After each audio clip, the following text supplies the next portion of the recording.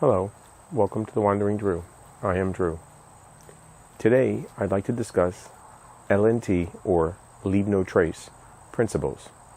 Anyone that goes hiking, camping, backpacking has probably heard of these principles, or if you're new and you haven't, you may have come across them and not know entirely what LNT, or Leave No Trace, principles are about.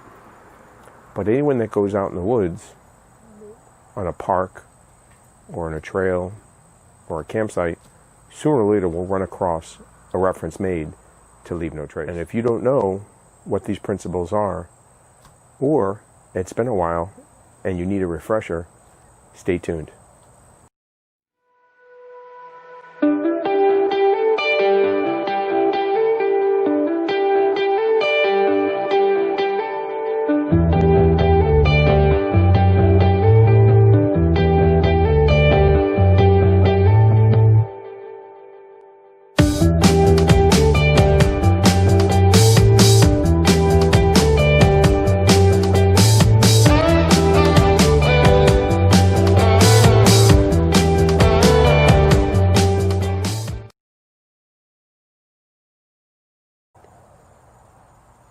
Welcome back.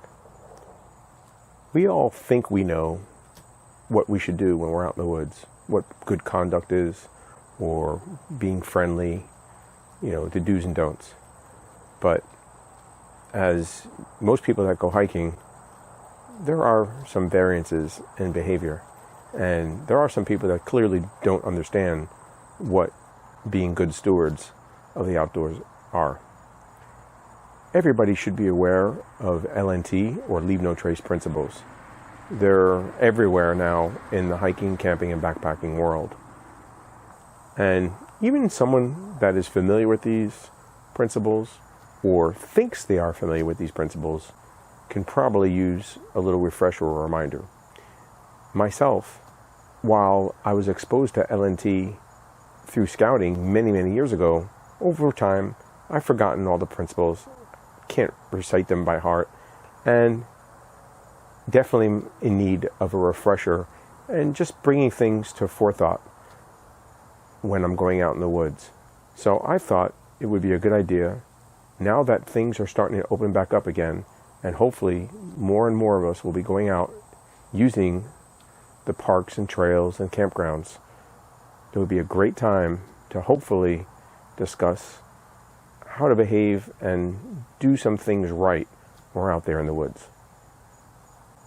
So let's go over the Leave No Trace, or LNT, principles. And before I do, let's go into some of the history of LNT. Leave No Trace started out of many different programs that were being conducted by various entities, mostly government entities in the beginning, and then some private entities and large clubs that were looking to preserve and protect the wild areas, the undeveloped areas, and the natural areas in various parks.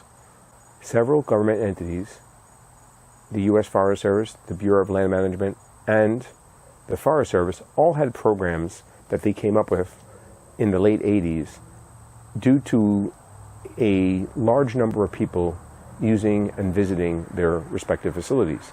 And they came up with what would basically be like, would it be a course of conduct today, or rules to follow if you're using their land or their facilities. So they wanted people that were coming there, visitors or guests, as you have it, to think about behaving properly and treating the land respectfully so that it will be here for all of us in the future. And along with those government entities, several private concerns, either various clubs who help maintain the trails, or just clubs that were interested in the use and access of these lands for all, started coming up with the same thing, course of conduct, or how you should conduct yourself, and some rules and guidelines for going out in the woods. And out of this, eventually they became organized and codified from all these many different programs into one program, which now resonates, I guess, with one set of rules and one voice, and is basically put out there for all to use. And that became the Leave No Trace, or LNT, as it's frequently quoted or abbreviated so that you don't have to say Leave No Trace all the time. And in the 1990s, this basically came together, and this is the message that has kind of gone forth from that point. And here we are, almost 30 years later, and we're still quoting the Leave No Trace principles. And they're pretty basic, but they're broad enough to cover changes in what has gone on and the proliferation of different devices, because good conduct is still good conduct. So while these were written before cell phones, it's very easy to apply a generic rule of be friendly to cell phones, and then you come up with some particular use. Remember, everybody doesn't have the same viewpoint of what is rude or disrespectful, and some of these are subjective when it comes to conduct or behavior. But some stuff is clearly, I think, not in the best interest of all involved. So now that we know how this message has become to be, and it's been accepted and gone forth, let's discuss the principles. The first principle is to plan ahead and prepare. And this makes sense.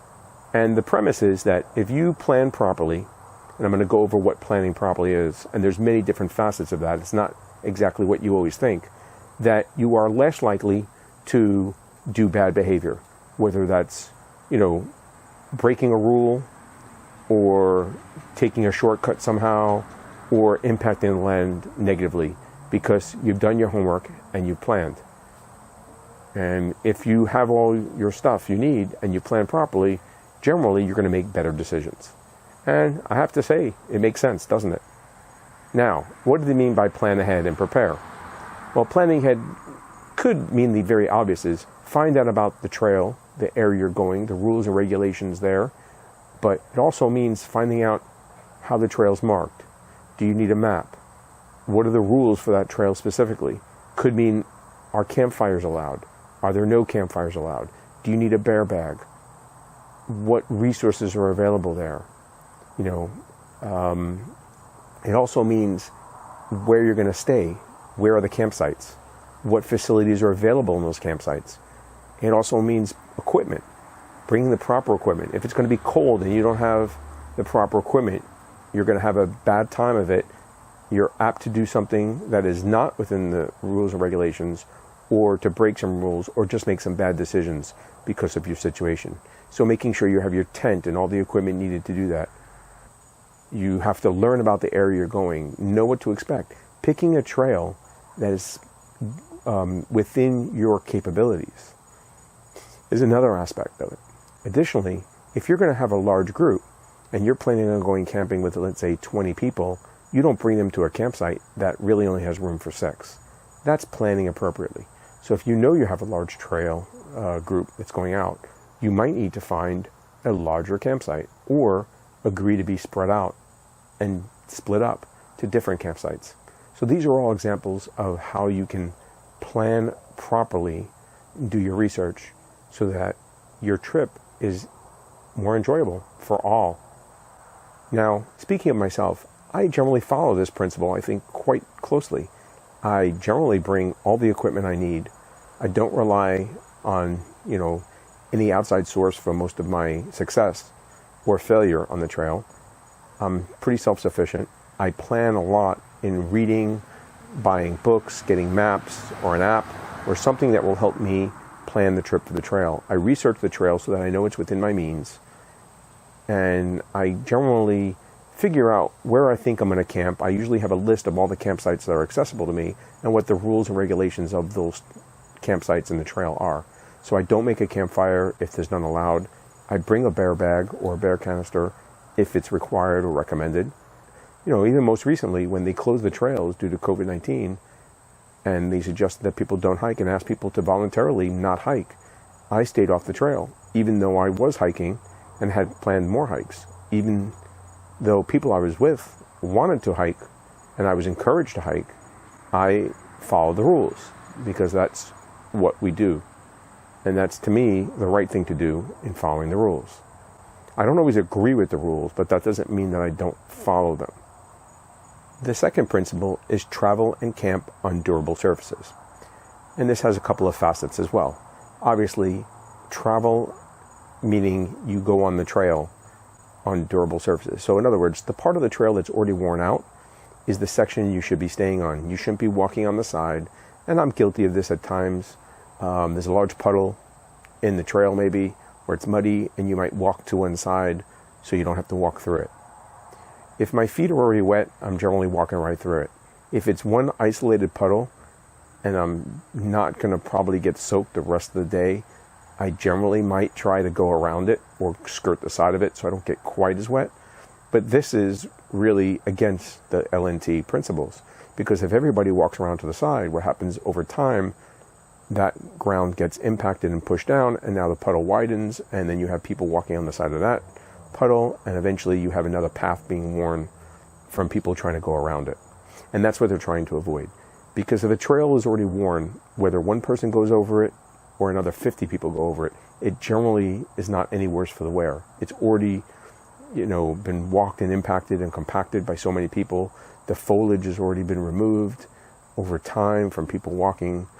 But you don't want people walking off on a new trail and making another path where the foliage there and the grass and the fauna all get worn out and erosion takes place at a greater pace, and now you have two trails potentially there, and people get to it, they might get confused, walk on the other one, and over time the trail generally gets wider and wider and wider because people have been walking on the side rather than the middle of it. And this is an example of walking on the trail or traveling on the durable surface and camping on a durable surface. So if there's already a campground established where there's a place for campsites to be set up, or there is already a tent site where you can tell someone else has already camped there, then you should try to use those same campsites. And for the same reason, the ground is already compacted, it's already been impacted by people, and if you set up your tent somewhere else, you're going to do the same thing eventually to there that you've done to that site, which is, generally, kill off the grass and any flowers that grow there. So this also, it goes to picking your tent site or your campsite. Don't make a new tent site or a new fire ring somewhere. Use one that's already established. If you put your tent somewhere where someone already had a tent, where you can tell the ground is worn out, the grass has already stopped growing there, it's very thin and sparse, and you put it somewhere where it's nice and thick and lush because you figure it'll be softer, but it impacts the ground there, the grass gets crushed, maybe it doesn't come back, and over time several other people do the same thing, then eventually you now have a new campsite. And that's what they're trying to avoid. So if there's a place for you to put your tent, then you should be using it. If there's not, use sites that you can clearly tell were already used as a campsite or to put your tent. Don't create new ones. And I think I follow this very well. I generally use a campsite that's already established. I use pre-established tent sites if they're available. If they're not, I pick a portion or an area that's worn out. If it's already there, I can tell other people have camped there, and if it's not, I pick a site and I try not to leave a permanent mark on the ground. Other than putting my tent stakes in the ground, there's very minimal impact of my tent. My footprint is small, that I don't leave a great impact on the ground that I'm choosing to stay at. I also travel on the trail, the marked trail. I don't generally go off the trail except if I'm looking for a place to go to the bathroom. And I'm following the LNT principles in doing that. But there are times that I skirt a trail if there's like a puddle or standing water and I'm trying not to get wet. So I guess I can do a little better in this area at times. But if I'm already wet, my shoes are already wet, or my feet are already wet, I generally walk straight down the trail in the middle. If there's a puddle there or not, it's not going to make a difference. My feet are already wet. The third principle is dispose of waste properly. Now, waste means trash, but it also means human waste, your pee and your poop. And this is what I'm hoping will be a topic in the future. I'm working on covering this a little better. But that means, if you bring garbage in, you take it out. We always say, pack it in, pack it out. Anything you bring in, you take out. All your wrappers, any cans, any bottles, everything, your equipment even. If you don't need it anymore, or you're not going to use it anymore, or it breaks, you still take it out. Everything you bring in, everything goes out. And this is to keep the land clean and durable and beautiful for the next person to come along and see it. So as it goes to your pee and poop, you don't pick an area that's in the campsite to go to the bathroom. You go outside the campsite. You walk an appropriate distance away. You pick areas that aren't going to run off into water, so you don't go, pee or poop in water sources, in a stream or a lake. You go away from that. You bury it in the ground in a cat hole, as is described. So these are all proper steps you can take to be safe and follow good practices that are recommended to keep the land clean and enjoyable for many people to use in the future. If you have a large group in the woods, you all pick different places to go to the bathroom. You don't all pick one spot to generally go to the bathroom in. This spreads the waste out and allows the land to not only literally absorb the waste, but actually heal from it so it doesn't impact it. This also goes to the water you use to clean yourself, or your pots, your pans, your dishes, your equipment. Anything you use is either strained and you take it out with you, or it's dispersed over a wide area. You're not dropping any food you don't eat. You don't leave it for animals to come and use. This is all things you should be doing. And as it relates to myself, I feel I do a very good job in this. The only thing I don't do is generally strain my wastewater or drink it, I should say, sometimes, which I have done. But I generally pack everything I bring in, I pack it out. I minimize my waste. I use proper locations to go to the bathroom, and I do bury my waste as recommended when hiking. And I don't drop food or leave food, or even food that I'm not eating, I pack it out with me. So if I make a meal and I decide not to eat it, it comes out with me. It doesn't stay, I don't throw it on the floor or even try to bury it underground, because an animal will smell it out and find it. The fourth one is pretty brief, and I think it's easy. It's leave what you find. They always have the old saying, take only pictures and memories, leave everything else behind. And I generally don't take any souvenirs. I do take pictures and obviously the memories, but that's about it. Everything else I leave alone, and that includes wildlife. You have seen some videos, most notably the Ocean to Lake Trail, where I was with a group and they did encounter a snake, and the person I was with did pick up a snake. However, you will not see me doing that, and I generally don't do that. Even most of the time, I'm not even picking a leaf or a flower, or anything to take home with me. I take a picture of it. So I feel this is a pretty simple rule to discuss and to follow. Number 5 is minimize campfire impacts. And this is a large one. And I have come across a fire that was burning on its own, unattended. Probably it was put out, or they thought they put it out, and it reignited, which is very, very common. A fire can restart even after 12 to 15 hours. And I'm sure later, but I've personally had a fire restart after 12 or 15 hours of burning, especially if it was very hot. You have coals and embers there, and eventually they can start a fire again. So you need to make sure it's out cold, as they say. Help Smokey. Only you can prevent forest fires.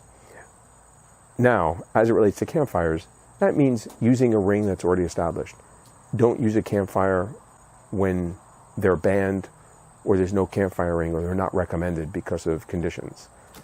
Make sure it's out entirely before you go. Don't make a campfire ring if there's already one there just because you want it a little closer, or move it. Every time you make a fire ring, you're destroying the ground, you're smoking up the rocks, they turn black, and you're impacting the land.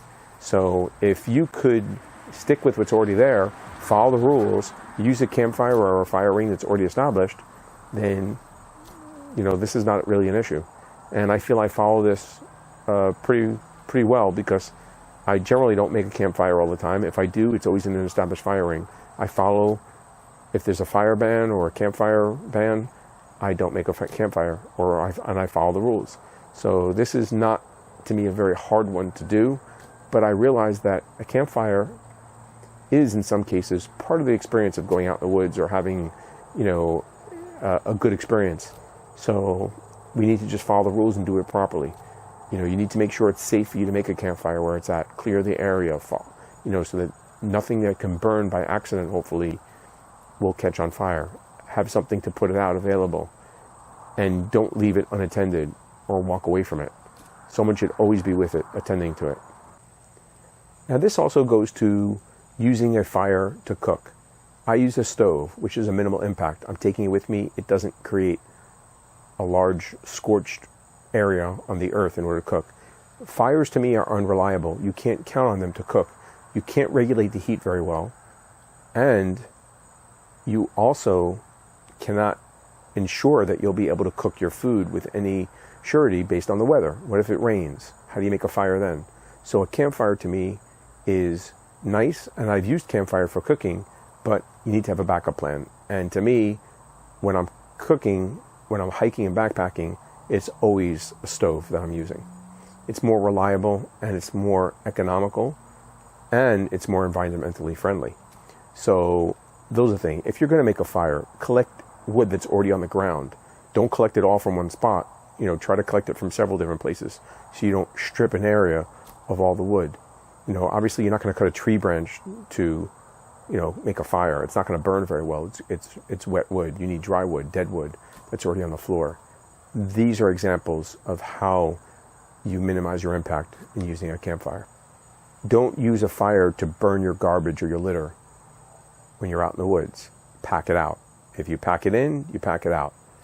You can't burn cans and other material like that. They don't burn down good enough. Even food sometimes can be left behind. Animals will come to that area looking for food in the future. You're making a problem for your next hiker that comes along. The only thing with this, one of the rules in Leave No Trace about cooking is you should have your kitchen area, your cooking area, away from where you sleep or your camps are set up. And this is to avoid cross-contamination of smells and dropping food, and then animals come to your campsite. You want them to come to your kitchen area. And this is some practice that you can do to minimize impact of animals coming to your campsite. By cooking, they recommend 200 feet away from your campsite. And I admit that I am bad in this, and I don't always do this. Matter of fact, in a lot of parks you'll go to, they'll have a fire ring and a bench and a tent area all within, let's say, 10 to 15 feet of each other. So they're not expecting you to make a campfire 200 feet away from your tent to cook and then walk 200 feet back to your tent to go, to bed.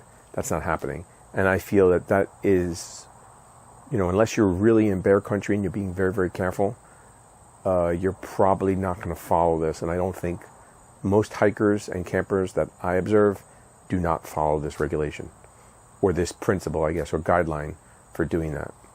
So I guess that's something I can work on. But I'm also generally not in bear country where I'm very concerned about bears being overly aggressive and coming to get my food in my campsite. So I take what I think are normal precautions. I don't leave food lying around or smellables, but I generally do cook my food pretty close to my campsite. I might do it 30, 40 feet away, but I'm certainly not going 200 feet away.